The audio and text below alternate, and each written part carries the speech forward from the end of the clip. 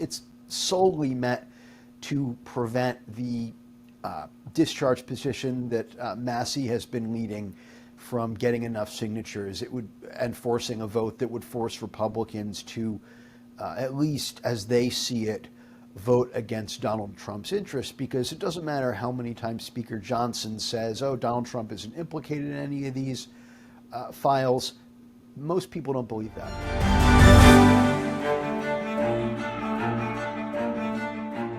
Hi, I'm Maddie, Hale, and welcome to the Trump Report. Today I've got White House correspondent for The Independent, Andrew Feinberg, on the show. And just a reminder that you can watch us every day, Monday through Friday, on Times Radio's YouTube, or you can stream us as a podcast wherever you get your podcasts. Andrew, thank you so much for joining the Trump Report today. Thanks for having me.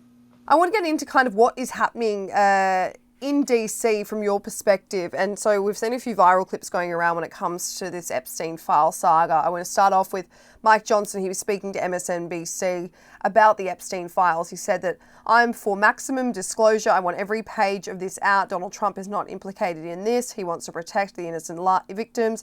He's very passionate about that. He's for maximum disclosure, and his DOJ have shown that. Thomas Massie, a fellow Republican, of course, responded to this on X. He wrote that contrary to what he says, Speaker Johnson is doing everything he can, including delaying the swearing in of the most recently elected member of Congress and spreading misinformation about the legislation to block a vote in Congress on legislation to release the Epstein files. So, Andrew, how much of a divide is there within the Republican Party right now over releasing these Epstein files?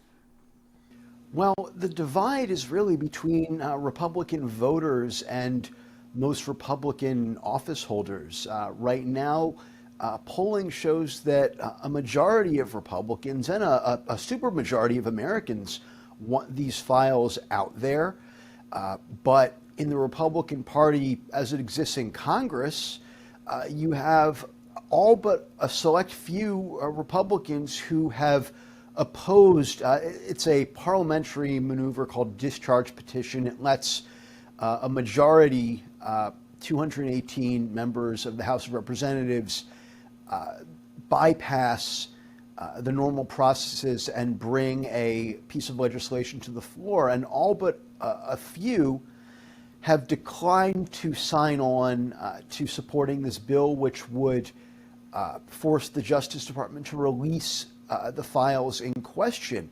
But as Representative Massie correctly noted, they are on the verge of having the requisite 218 votes. There have been some deaths in the House over the last few months, and one of those vacant seats that was created by an unfortunate death was filled in a special election. Representative-elect I believe Adelita Grijalva from Arizona was elected to replace her father, who had held that seat for many, many years, and she has said she would sign on to that discharge petition. The problem is she hasn't been sworn in yet, and Mike Johnson has been keeping the House out of session, ostensibly because of this government shutdown. He's trying to put the onus on the Senate to accept a House-passed bill, and that's a legitimate tactic, I suppose, but this also has the effect of preventing this representative-elect from being sworn in, even though the House every 3 days is holding these what are called pro forma sessions where they gavel in and gavel out, and she could be sworn in at any of those, but he's not allowing it. And really the only reason that I or anyone I talk to can think of is to prevent that one more signature to force what would be a tough vote for Republicans. Yeah, it's just for the audience and listeners who aren't really aware of what you and I are talking about, Speaker Johnson, he basically extended this House recess for another week.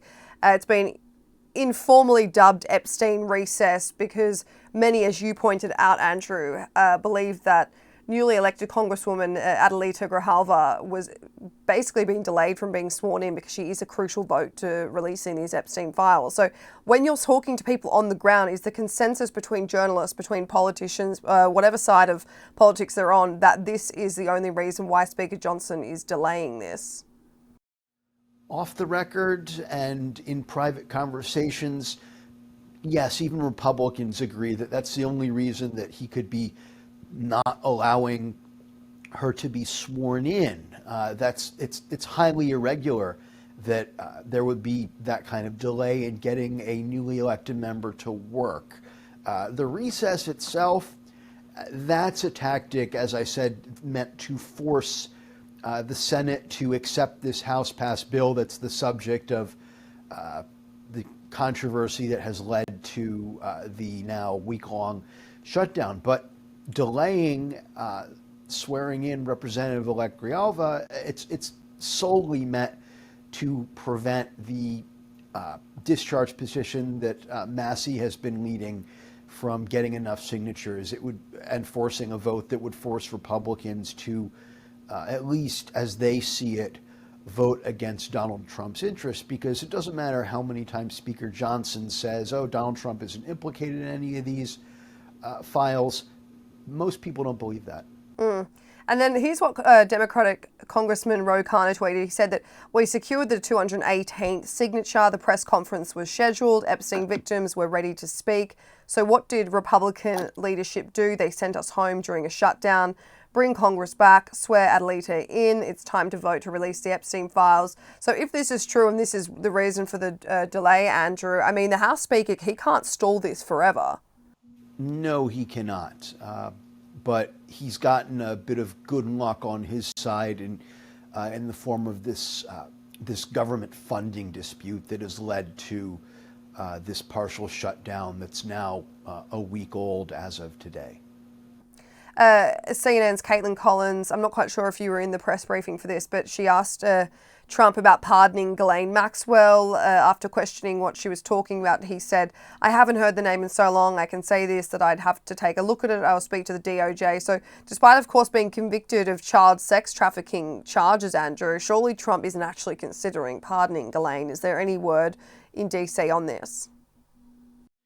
The White House is keeping lips pretty tightly sealed collectively on this. The president has been unabashed in his use of the pardon power, which, of course, is one of the few things that the U.S. Constitution almost directly copies from the British monarchy, where it's, on your side of the pond, it's the prerogative of His Majesty the King. Here, pardons are entirely up to the president at the end of the day. And even though there's been a Justice Department process in place for years by which a person can request and receive a pardon, when Trump's been in office, he's done a lot of it himself. And he's done it in a way that rewards friends and ignores people who he doesn't believe to be friends. And it's not outside the realm of possibility that he could choose to pardon Maxwell as part of a tacit agreement that she would not say anything bad about him. But as I said, the White House really isn't saying, but he always is considering how he can use his power to reward people who he thinks will benefit him. And then in the same press conference, Andrew, Donald Trump, he revealed that P. Diddy, who was obviously just sentenced last week, 4 years behind bars on prostitution-related charges, asked the president for a pardon. Trump said, I call him Puff Daddy, and he would consult with the DOJ. So this was a pretty insane revelation. It was a bit strange. Let's be clear. The president's use of the stage name Puff Daddy for Sean Combs really tells you a lot about where the president's frame of reference is. Mr. Combs hasn't used that stage name in nearly a quarter century, but that's who Trump knows him as, because that's where Trump's mind is in the 80s, 90s, and early 2000s, when he was the big fixture in New York tabloids. But he has not been shy about reaching out with pardons to reward celebrities who he thinks may have been railroaded. Of course, the prosecution of Mr. Combs started under the Biden administration, and it's very possible that Combs or some of his allies will be able to get to the president and make an argument that this was motivated by the desire to take down a big name celebrity in the name of political correctness or wokeness or some such. And in that case, it might be that the president could grant Mr. Combs a pardon, but the sex trafficking charges, he wasn't convicted of sex trafficking, let's be clear. He was convicted of a lesser charge, but the totality of the allegations against him would make this something that maybe the president would decide is not worth the trouble of touching.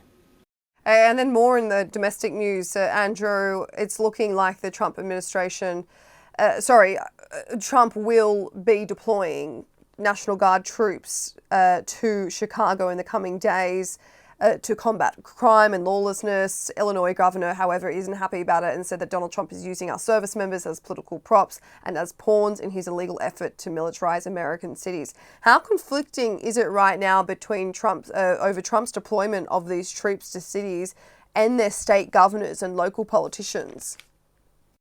There is definitely a conflict. If you look, you'll notice that with one exception, the president has used this authority to bring National Guard troops who were ordinarily under the command of state governors under his own command through the Department of Defense, which he has now taken to calling the Department of War, and send them into states and cities that are run by Democrats. Prominent Democrats, governors and mayors. Usually the mayors are black, which creates another visual for his supporters when these mayors go on TV and speak out against this.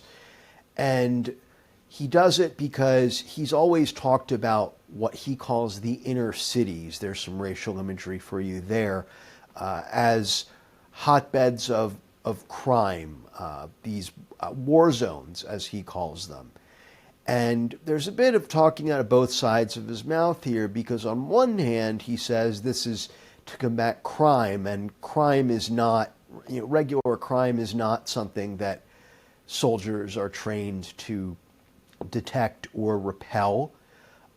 But he's also saying that this is necessary to put down violent protests. And of course, he considers any protest against anything his administration is doing to be violent. So there are current court cases pending in Oregon. A judge who he appointed during his first term has put a stop to this deployment temporarily. But in Chicago, in Illinois, a different judge declined to immediately put a stop to it and said, let's wait and see and develop the legal record a bit further.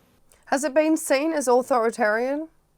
Yes. You've got pretty much universal agreement among everyone who is not dyed-in-the-wool MAGA that this is really creeping authoritarianism.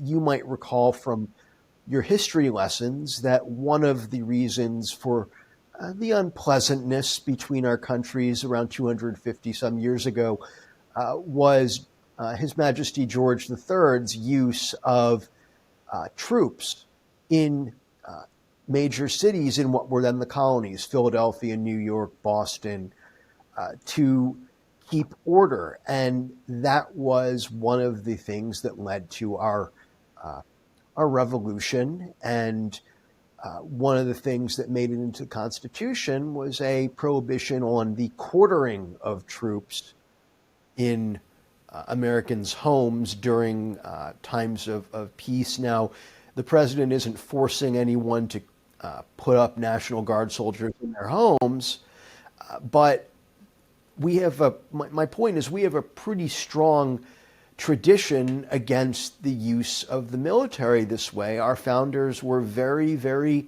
suspicious of standing armies, especially those under centralized federal control. Andrew, you mentioned this government shutdown. We're on day 7, and Trump, he really overnight slammed Democrats, blaming them for the shutdown, calling on them to basically reopen the government. He wrote on Truth Social that Democrats have shut down the United States government right in the midst of one of the most successful economies, including a record stock market that our country has ever had. This has sadly affected so many programs, services, and other elements of society the Americans rely on, and it should not have happened. I'm happy to work with the Democrats on their failed healthcare policies or anything else, but first they must allow our government to reopen. In fact, they should open our government tonight. So how likely is it, do you think, that this will be resolved this week? Not quite sure. That Truth Social message you just read out was a bit of a walkback for the president. At that same event where he talked about possibly pardoning Ghislaine Maxwell and Diddy, he said that there were negotiations ongoing with the Democrats about extending these healthcare tax credits that have been made the sticking point in these government funding talks. Now, Senate Minority Leader Chuck Schumer immediately put out a statement that said, no, there are no such talks going on. And it was initially an indicator that the president, who likes to think of himself as the ultimate deal maker, is willing to make a deal.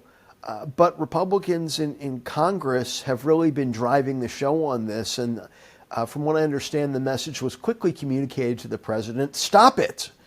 Stop talking about negotiations. We don't want to negotiate. We want to jam the Democrats with this and make them eat this House-passed funding bill.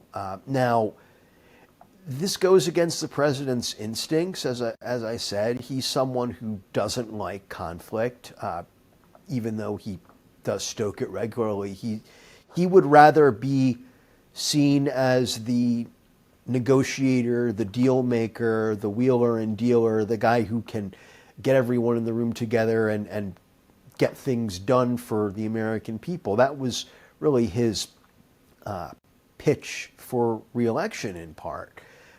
But House Republicans have been driving the train during this week-long shutdown to the point where the president really hasn't been out in front doing a lot of messaging. In fact, during the early days of this crisis, it was Vice President Vance who was sent out to talk with reporters about this. And that actually led to some speculation about the president's health. I don't think it's as dire as some extremely online lefties would like to say, but it is strange that a president who normally likes to be the only one talking isn't doing a lot of talking, and when he does talk, he's pushed to walk it back hours later. Well, let's get into that, Andrew, because over the weekend there was a text message interview between Donald Trump and CNN's Jake Tapper. It was dubbed highly unusual. We don't really see Trump texting reporters. He does call into news networks every now and then, but Trump, he told Tapper that if Hamas doesn't step down from government, there will be total obliteration of the terrorist organization. He said that Republicans are winning the government shutdown and cutting costs big time. But why did this exchange spark concerns about the president's health? Because the president doesn't text. He famously despises written communications. He does not use email.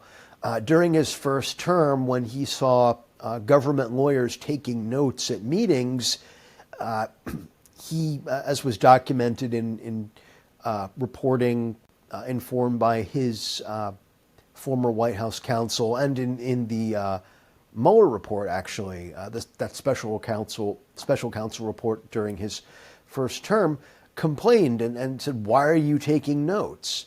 And so the president, as I said, doesn't use email, and he is not really known to be a big texter. He does call reporters. Many reporters have his number, or at least a number he's had for a long time, and call and leave messages, and sometimes he's known to call back.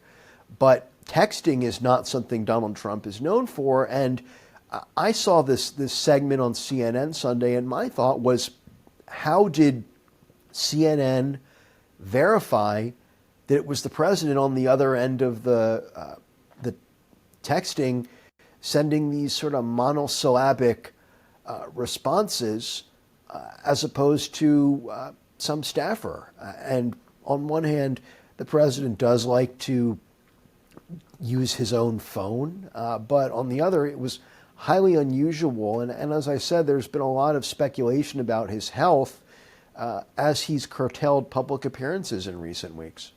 Andrew, this came on the back of the fact that Madeleine Dean confronted Mike Johnson, where she told the House Speaker that she thought that Trump was unwell, that he was unhinged after the way he had, brought in all the US senior generals for a meeting, for a conference, whatever you want to call it, and the way he spoke to them, what he spoke about, potentially bringing militants onto the streets as war zones or whatever he said. But yeah, she told Speaker Johnson he's unhinged, he's unwell. And the Speaker did not explicitly deny that and say back to the Congresswoman, no, he's fine, he's fine. What he said was, there are a lot of people on your side who are unwell. And Trump's health, both physical and mental, has been a source of discussion in Washington circles for years, dating back to his first term. There was a video that went viral of him struggling to go down a ramp at the U.S. Military Academy graduation in 2020. And he has often needed or wanted a bit of assistance going up or downstairs. And that, I understand, is because he does not want to fall and be seen falling publicly. That's something, of course, which happened with former President Biden that Trump made a lot of hay out of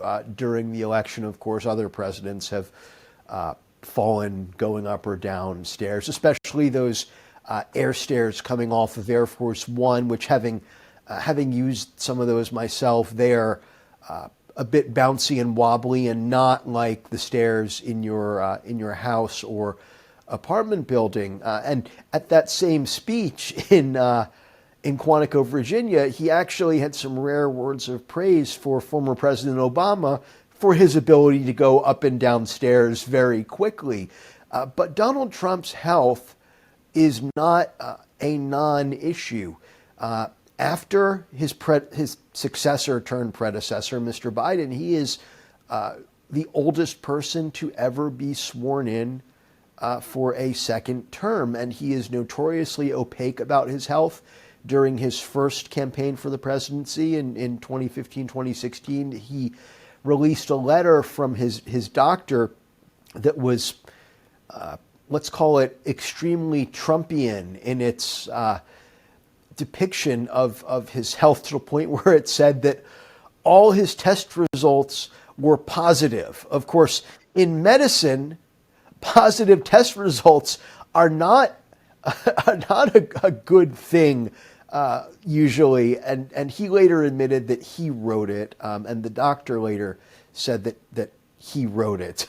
But he has not been transparent about his health, although his physician did respond to a lot of reporter questions about swollen ankles that were shown on the president. Some might call them cankles, at an event where he was sitting down and his lower limbs looked quite bloated. And this memorandum said the president had been diagnosed with chronic venous insufficiency. Now, some doctors have said that this could be a sign of a bigger problem. I'm not a doctor, so I won't speculate. But something else that's gotten a lot of notice is some pretty regularly present bruising on one or both of the president's hands, often inexpertly covered up with makeup. And the president's aides, I talked with Caroline Leavitt, the press secretary, a couple weeks ago about this. She reiterated an explanation that had been put out during the campaign when it was said that the bruising on his hand was an effect of his constant handshaking. Now, he's no longer on the campaign trail. He interacts with far fewer people on a daily basis. But Caroline Leavitt was quite insistent that part of the problem is that people are always coming in and out of the Oval Office, and he shakes hands with all of them. And Leavitt said that women actually exacerbate this problem when shaking his hand because of the long nails that press into his skin. And I won't opine on whether or not I believe that. I'm just reporting that to you because that's what I do. I'm a reporter. I'm not a pundit or opinion type person. But the bruising has been on both hands, not just the right hand with which one shakes hands. And it has led to some speculation that maybe he's getting intravenous infusions. Now, that's something that the White House medical unit is known to do for people when they get tired, including White House staff have described to me how when they're feeling run down, they have occasionally gone down to the medical unit and asked for IV fluids, and they've gotten them and they felt better afterwards. But whether or not this really is from shaking hands or from getting intravenous infusions for any reason, the White House is not saying. Well, I mean, it is interesting because, Trump is in his late 70s. No one would blame him for getting tired. But of course, he does want to be seen as the complete opposite of Joe Biden. He doesn't want to be seen as old. He doesn't want to be seen as senile. And, he did sit for a cognitive exam in his first term, something that that Joe Biden refused to do. So we've got to give it to him there. But yes, person, man, woman, camera, TV, if I remember correctly, were the words he had to repeat. Exactly. Andrew Feinberg, thank you so much for joining the Trump Report today. Thank you for having me.